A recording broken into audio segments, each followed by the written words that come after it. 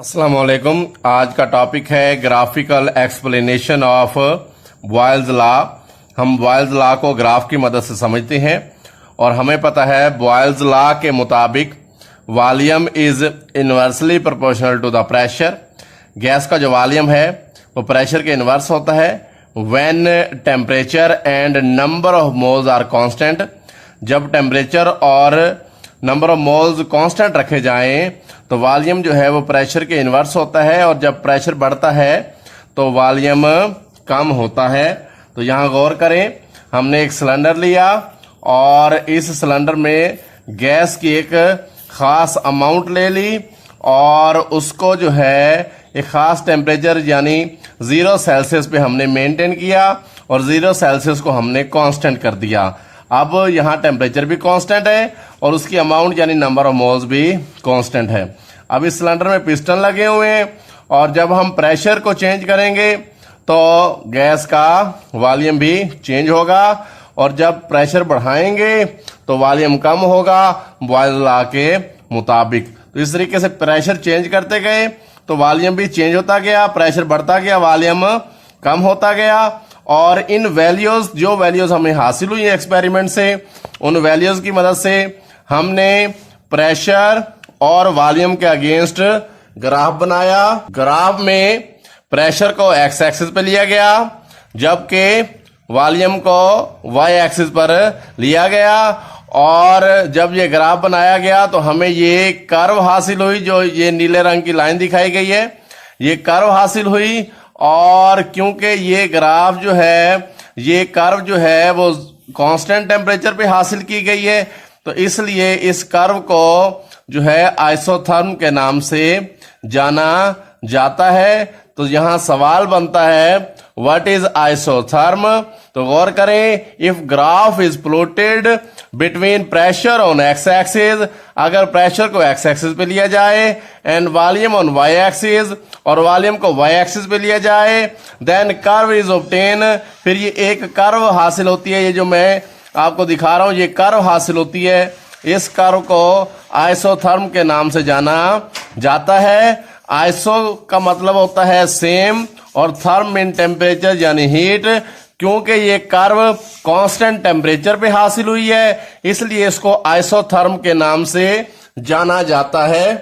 Graph पे गौर करें तो यहाँ गौर करें कि यहाँ पे जो वॉल्यूम की वैल्यू है ज्यादा है, यहाँ वॉल्यूम की वैल्यू ज्यादा है और यहाँ प्रेशर की वैल्यू कम है। जैसे जैसे हम यहाँ आइसोथर्म में यहाँ मूव करते जाते हैं तो यहाँ आके प्रेशर बढ़ गया है और वॉल्यूम पहले से कम हो गया है। जब हम यहाँ इस पॉइंट पे पहुंचते हैं तो यहाँ प्रेशर और बढ़ गया है, तो यहाँ प्रेशर ज्यादा है, वॉल्यूम और कम हो गया है। और जब हम यहाँ पहुंचे तो प्रेशर और बढ़ गया और प्रेशर की वैल्यू यहाँ पे ज्यादा है, और अगर हम वॉल्यूम को चेक करें तो यहाँ वॉल्यूम की वैल्यू कम है। तो जैसे जैसे प्रेशर बढ़ता जा रहा है वॉल्यूम कम होता जा रहा है। तो ये ग्राफ जो है ये बॉयल्स लॉ को वेरीफाई कर रहा है और एक्सप्लेन कर रहा है कि volume is inversely proportional to pressure. जैसे जैसे प्रेशर यूं बढ़ता जा रहा है और कर्व नीचे आती चली जा रही है, यानी प्रेशर के बढ़ने के साथ वॉल्यूम कम होता चला जा रहा है। ये आइसोथर्म से हमें समझ आ रही है कि जैसे यहाँ वॉल्यूम ज्यादा है तो प्रेशर कम है, और यहाँ जब पहुंचेंगे तो यहाँ प्रेशर ज्यादा है और वॉल्यूम कम है। तो इसका मतलब प्रेशर के बढ़ने के साथ वॉल्यूम कम हो जाता है when temperature and number of moles are constant. Now increase temperature from 0 Celsius to 25। अब हमने टेम्परेचर को चेंज करके 0 से 25 कर दिया। Keep 25 Celsius constant. तो हमने चेंज किया 0 से 25 और जब वो 25 पे पहुंचा तो हमने 25 को फिर अगेन जो है वो कांस्टेंट कर दिया। Now very the pressure and volume, यानी अब हम प्रेशर वेरी करेंगे तो जाहिर सी बात है वॉल्यूम भी वेरी होगा, और हम न्यू कांस्टेंट टेम्परेचर यानी 25 सेल्सियस पर आइसोथर्म ड्रा करेंगे और हम गौर करते हैं यहाँ पे ग्राफ पे, तो ये प्रेशर एक्स एक्सिस पे और वॉल्यूम वाई एक्सिस पे जैसे पहले बताया गया है। अब ये वो कर्व है जो पहले आपको दिखाई गई थी 0 सेल्सियस पे ये कर्व आई। अब जब हमने टेम्परेचर को 0 से बढ़ाकर 25 सेल्सियस कर दिया और फिर 25 को कांस्टेंट कर दिया, तो हमें सेकंड कर्व जो 25 सेल्सियस पे आई वो यहां आई। तो पहली कर्व 0 सेल्सियस पे कम टेम्परेचर पे यहां पे थी, यानी दोनों एक्सिस के करीब थे। जब 25 सेल्सियस यानी टेम्परेचर पहले से बढ़ा दिया गया और बढ़ाने के बाद कांस्टेंट करने के बाद जब कर्व हासिल हुई तो वो वॉल्यूम एक्सिस से भी अवे है और प्रेशर एक्सिस से भी अवे है। तो प्रेशर एक्सिस से भी अवे और वॉल्यूम एक्सिस से अवे का मतलब ये है कि जब हमने टेम्परेचर को 0 से 25 किया था यानी टेम्परेचर बढ़ाया था और बढ़ाने पर वॉल्यूम बढ़ गया, यानी टेम्परेचर बढ़ाने पर वॉल्यूम बढ़ गया, क्योंकि वॉल्यूम जो है वो टेम्परेचर के डायरेक्टली प्रोपोर्शनल होता है, इसलिए टेम्परेचर बढ़ाने पर वॉल्यूम बढ़ गया। और ये जो सेकंड कर्व है हाई टेम्परेचर पर ये वॉल्यूम एक्सिस और प्रेशर एक्सिस से अवे चली गई, क्योंकि टेम्परेचर बढ़ने से वॉल्यूम बढ़ जाता है।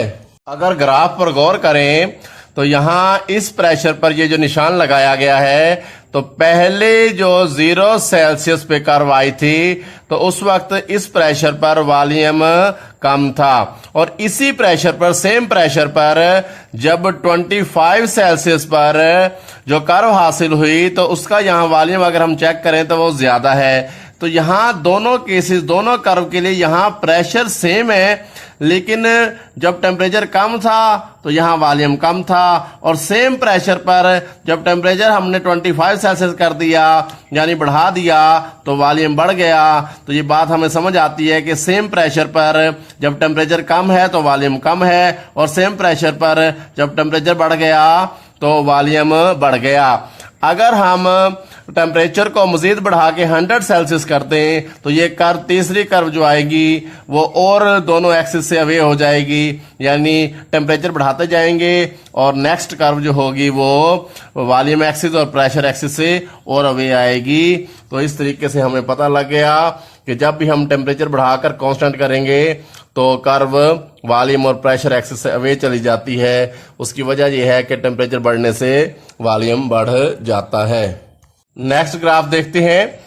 If graph is plotted between inverse of volume on X axis, यानी इनवर्स ऑफ वॉल्यूम को एक्स एक्सिस पे लिया जाए and pressure on Y axis और प्रेशर को वाई एक्सिस पे लिया जाए, then a straight line is obtain. फिर ये एक स्ट्रेट लाइन हासिल होती है, और स्ट्रेट लाइन आने का मतलब ये होता है कि प्रेशर और इनवर्स ऑफ वॉल्यूम एक दूसरे के डायरेक्टली प्रोपोर्शनल है। जब प्रेशर बढ़ेगा तो इनवर्स ऑफ वॉल्यूम भी बढ़ेगा, और जब प्रेशर कम होगा तो इनवर्स ऑफ वॉल्यूम भी कम होगा। यहां प्रेशर कम है तो इनवर्स ऑफ वॉल्यूम भी कम है, और यहां प्रेशर ज्यादा है तो इनवर्स ऑफ वॉल्यूम भी ज्यादा है, और यहां प्रेशर की वैल्यू और ज्यादा है तो इनवर्स ऑफ वॉल्यूम की वैल्यू भी और ज्यादा है।